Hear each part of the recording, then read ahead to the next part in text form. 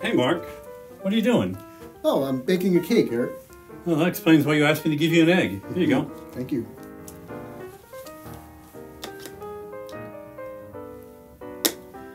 If you're a digital marketer and you're still thinking in terms of the traditional marketing funnel, you may end up as frustrated as Mark.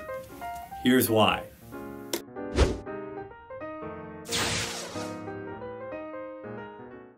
Mark, before we address why the traditional sales and marketing funnel is no longer a sufficient model for digital marketing, let's briefly cover what that funnel is.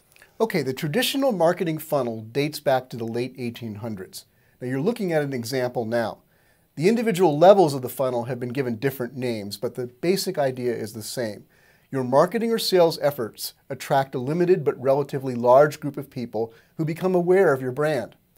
Then the marketer tries to stimulate interest in the brand from those who are aware of it.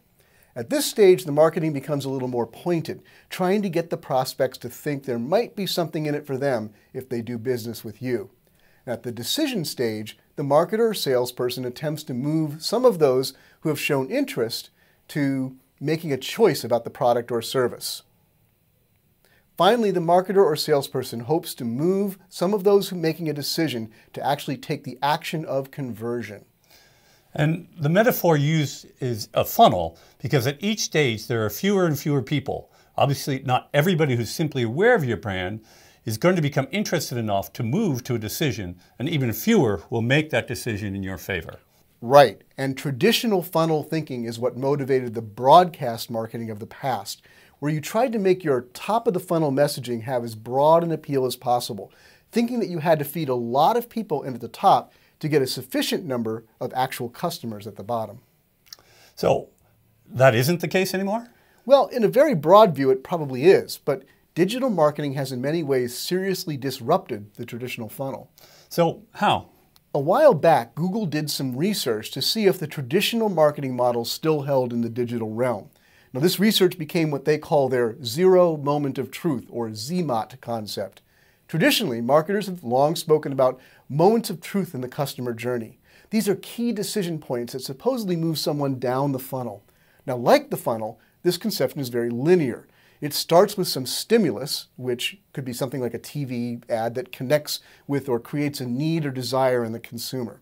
Then the first moment of truth happens when the consumer is at the store and confronted with all the different brand choices.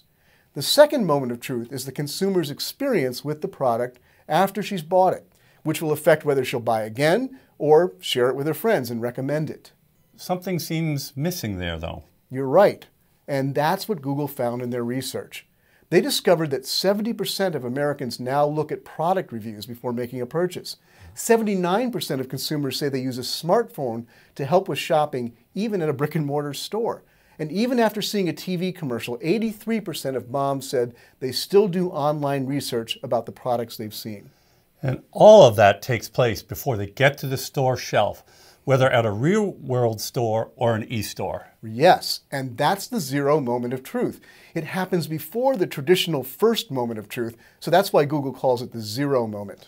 And the zero moment is not just one thing. As you can see in the diagram, it can include both desktop and mobile searches, reading reviews, and good old-fashioned talking with friends.